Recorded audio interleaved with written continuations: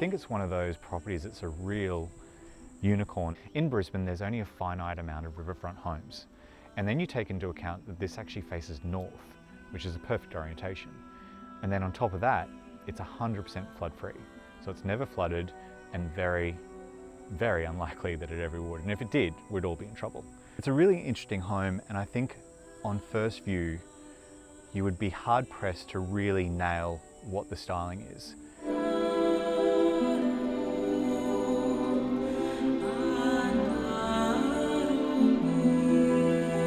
Ultimately, I believe this home is an interpretation of a modern colonial. So it's got a lot of those elements that they enjoyed in that period, but it's obviously done in a modern way. There's a certain grandeur to the rooms and to the scale of these rooms. And then probably the real main difference is that they've had an exceptional architect to create it. And what he's done is he's squared off a lot of this house. And if you actually sit and spend it, the volume and the proportion sizes of all the rooms all work.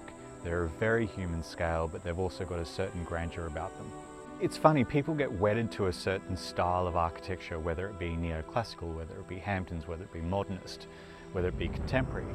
And I think the modern colonial is a really interesting play on the environment of which it's placed, being that it is in Queensland, so we do have a lot of Queenslanders. It hasn't lent into the ultra modern styling, but what it has done is it's created a really beautiful generational family home, and that's what this home is. I mean, this family's been here for almost 15 years.